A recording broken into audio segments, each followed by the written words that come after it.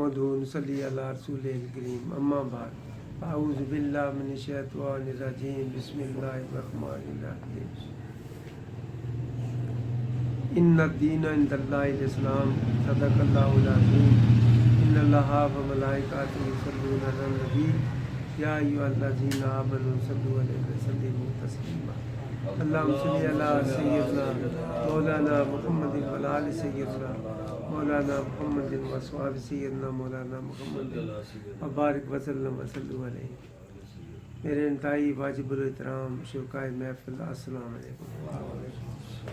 मैंने जो एक छोटी सी बड़ी शान वाली जो आयत पढ़ने का जो शर्फ मिला है, बात तो ये छोटी सी है मगर इसको तलाश करते करते ज़िंदगी आखिरी सांस तक अगर लगा रहे तो फिर कहे कि मैं शनास बन गया हूँ तो फिर भी मुमकिन नहीं है कि इसकी इतनी वसअत, इसमें इतनी लंबाई चौड़ाई और ऊंचाई है कि इस बात को कमा को अगर कोई समझे तो मेरे ख्याल सिवाय अम्बिया और सिवाय अहले नज़र से नामुमकिन है। तो ये है कि इन्ना दीना इंदल्लाहिल इस्लाम, अल्लाह के नज़दीक जो पसंदीदा दीन है उसे इस्लाम कहते हैं। बात तो इतनी सी है, वो इस्लाम है क्या चीज़ है जिसको अल्लाह ने पसंद किया कि मैं इस्लाम को पसंद करता हूँ। मेरे नज़दीक अगर दीन है तो इस्लाम है। तो वो क्या है? सिर्फ इस्लाम। वो किस चीज़ का नाम, को लफ्ज़ है कोई? इसकी क्या बुनियादें क्या हैं? इसकी 5 बुनियादें, कलमा, रोज़ा, नमाज, हज, ज़कात, इसकी 5 बुनियादें। वो एक अगर एक बुनियाद भी उसकी अगर हम छोड़ेंगे तो ईमान से या इस्लाम से का दावेदार हम कभी किसी सूरत नहीं बन सकते, क्योंकि वो हमारा कलमा, रोज़ा, नमाज, हज, ज़कात, ये 5 इसकी बुनियादें हैं। इसकी सिफात क्या है इस्लाम की? कि अमन तो बिल्ला है, ईमान लाओ अल्लाह पे। भाई किस बात पे ईमान लाना है? अल्लाह पे तो ईमान लाया, मगर ईमान किसको कहते हैं? यकीन कि अल्लाह है, मौजूद है। पर पैगाम इलाही का क्या मतलब? अल्लाह तो है मगर आगे क्या है? वह मलाइकाती, और उसके फरिश्तों पर भी ईमान रखना है, उस पर भी यकीन करने का नाम ईमान है। वह कोतो भी उसके तमाम किताबों को सच मानना है। ये सिफत है ईमान की। क्या सिफत है? इस्लाम की बुनियादें ये हैं और इसकी सफ़ात क्या है? ये है वह कोतुब सब किताबों को मानना, वह रसूल सब रसूलों को मानना। किसी एक रसूल की भी आप गुस्ताखी करेंगे तो गुस्ताख रसूल पाएंगे कि नबी सारे मोहतरम हैं। बाजू में बाद ने अगर फौकियत दिया तो वो खुदा दे, अल्लाह दे सकता है, जिसके वो नबी हैं, जिसको रसूल हैं, जिसके पैगम्बर हैं। तो जैसा जैसा उनका मुकाम है, जैसा जैसा उनका नाम है, ऐसे उसके दर्जात हैं। वल यौमिल आखिर, और आखिरत पे ईमान रखना कि हम मरने के बाद असाब कब्र देकर तो हम क्या आखिरत पे हमारा जो दुनिया पे हम नेक अमल करेंगे या बुरे करेंगे, इसका अंजाम आखिरत में हमें ज़रूर मिलेगा। कोई हमें बचा नहीं, बुराइयों वाले को बचा नहीं सकेगा, तो नेकी करने वाले की कोई नेकी ज़ाया नहीं होगी, किसी से कोई जुल्म नहीं होगा। आखिरत पे ईमान है उसका होगा।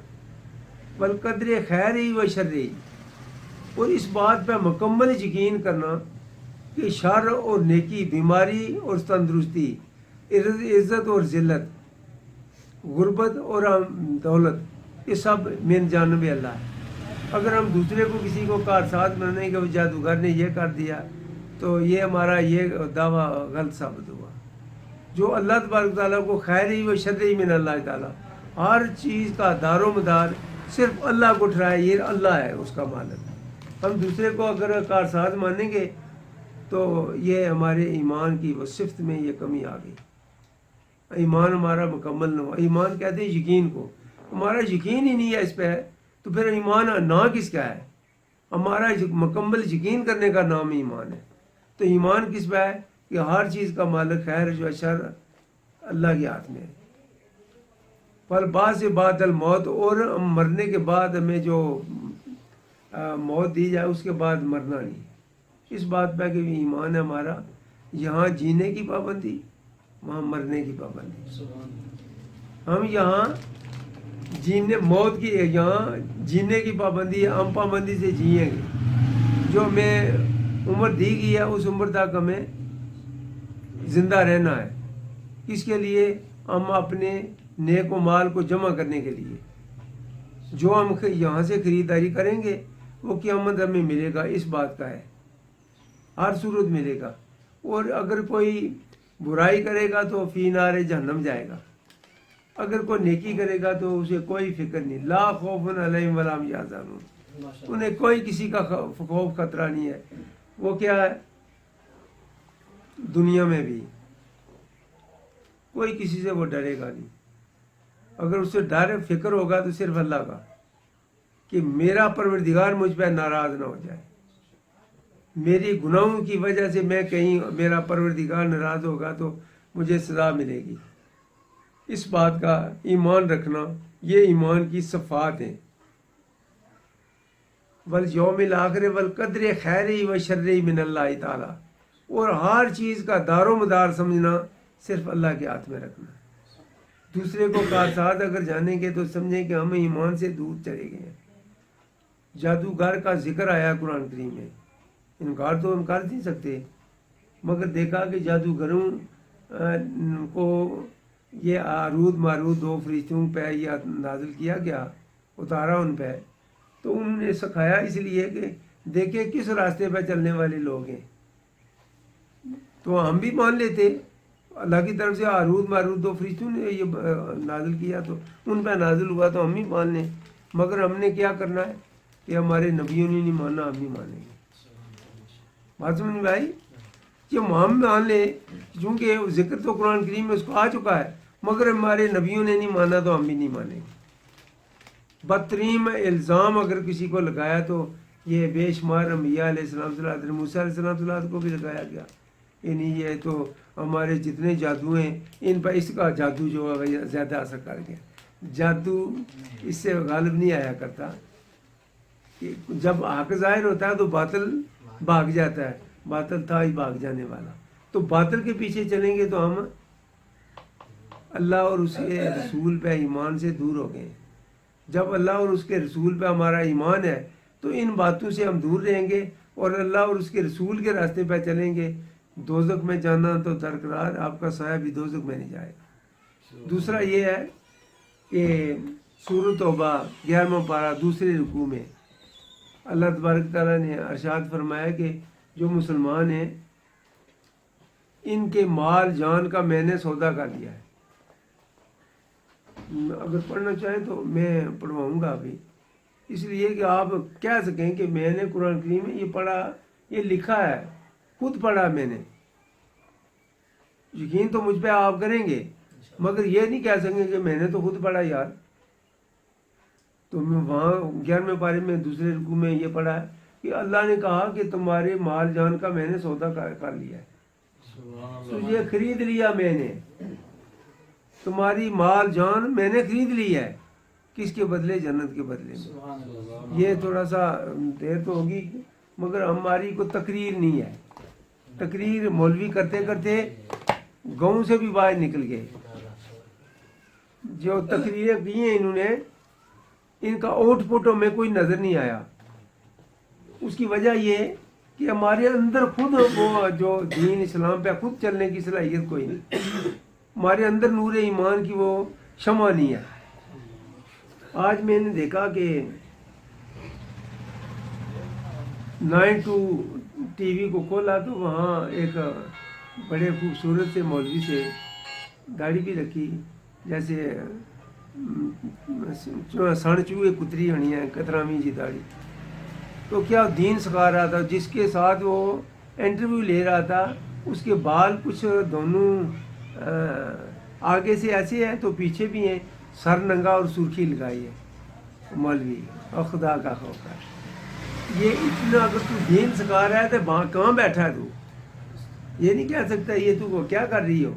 پھر اس لڑکی نے نماز کی ترکیب سکھائی جس کا اپنا یہ حال ہے، جس کو پوری دنیا میں اپنے آپ کو فاش کیا ہے، وہ دین سکھا رہی ہے.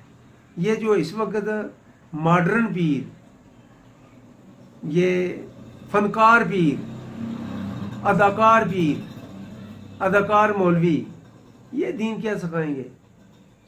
کیا کسی مسلک میں، ہر مقد فکر میں کیا یہ پردہ جائز نہیں ہے؟ یہ حکم نہیں ہوا پردے کا؟ تو میرے آقا حضور نے تو ارشاد فرمایا کوئی عورت جاتی ہوئی پہچانی نہ جائے، ایسی آپ پردے میں رہیں۔ تو کیا جو جس بات سے ہم نے منع کرنا ہے کہ فحش نہ پھریں، نہ گھومیں، بے حیائی چھوڑیں، اسلام پہ چلیں، پردے میں رہیں، فحش گفتاری چھوڑیں، رزق حلال کی طرف چلیں، اس بات میں کوئی زبان نہیں کھول رہا ہے اس وقت۔ سب مسلک کے بارے میں سنی، میں شیعہ، میں دیوبندی، میں اہل حدیث، میں یہ وہ۔ یار یہ کس نے اجازت دی ہے کہ عورت کے سامنے اور مرد ایک بیٹھے؟ کون؟ نمبردار دین کا۔ تو اسے ہم فنکار نہ کہیں تو کیا کہیں گے؟ یہ فنکاری ہے، یہ اداکاری ہے، یہ مکاری ہے، یہ ایک ڈرامہ ہے کہ کیا وہ دین کی تبلیغ کر رہے ہیں، دین کی باتیں بتا رہے ہیں کہ نماز اتنے میں فرض ہوتی ہے، ایسے نماز پڑھی جاتی ہے، اس میں نماز میں ایسے ترتیب دی جائے، تو جو سکھانے والی ترتیب دی جائے، تو جو سکھانے والی وہ خود فاحش ہے۔ بال بھی ننگے، سرخی بھی لائی، فیشنیبل ہے، تو جس کے ساتھ باتیں کر رہی وہ بھی پیر صاحب، مولوی صاحب ہیں۔ یار کیا کروں؟ جی چاہتا ہے کہ اس دنیا سے چلا جاؤں، مگر جہاں کہاں جاؤں؟ خدا کی خدائی چھوڑ کر نہیں بھاگا جاتا۔ مگر افسوس یہ ہے کہ پیر تو سارے روحانیت پہ بحث کرتے ہیں، فرقہ واریت پہ وہ پھیل رہے ہیں، تو وہ سر فرقہ واریت عام ہوتی جا رہی ہے، مگر جس بات سے ہم نے روکنا ہے ان کو وہ جو ہے نا آؤٹ پٹ کوئی نظر نہیں آ رہی۔ تقریریں آئیں، گفتار کے غازی ہیں، کردار کے غازی زیرو۔ کردار کی طرف دیکھا جائے تو ہماری کوئی آؤٹ پٹ نہیں ہے۔ دیکھیے پیر بھی یہ ناراض ہوں گا، میرا مرید ناراض ہو جائے گا۔ یار تجھے کائنات کے مالک کی ناراضگی کا ڈر نہیں ہے؟ اس کی ناراضگی کا ڈر نہیں ہے تو ایک مرید کے ناراضگی کا ڈر رہا ہے تو؟ پیر تو ایک سیمپل ہے۔ پیر تو وہ ہے جو خود محمد رسول اللہ کی پیروی میں ڈوبا ہوا اور اللہ اور اس کی رسول کی محبت کا خواہشمند ہو، اس کی عمل پیرا ہو اس پہ۔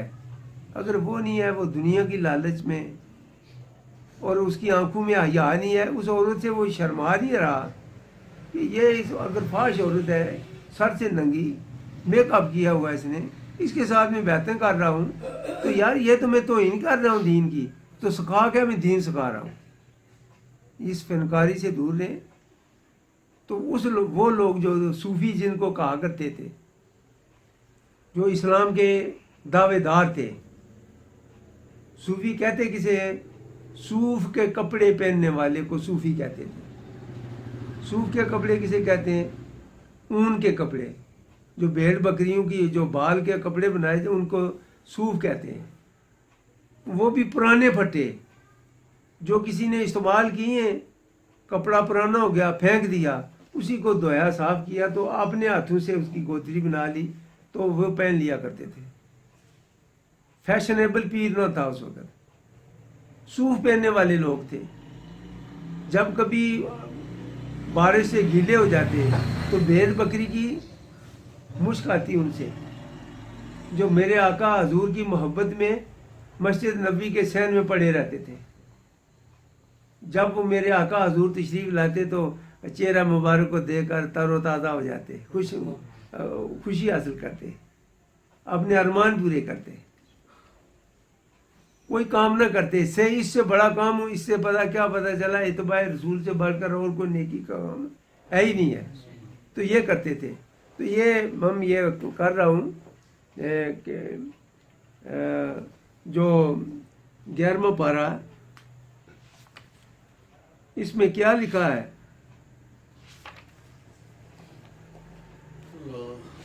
کہ اللہ تبارک تعالیٰ نے کہا کہ جو مسلمان ہیں، مسلمان کس کو کہتے ہیں؟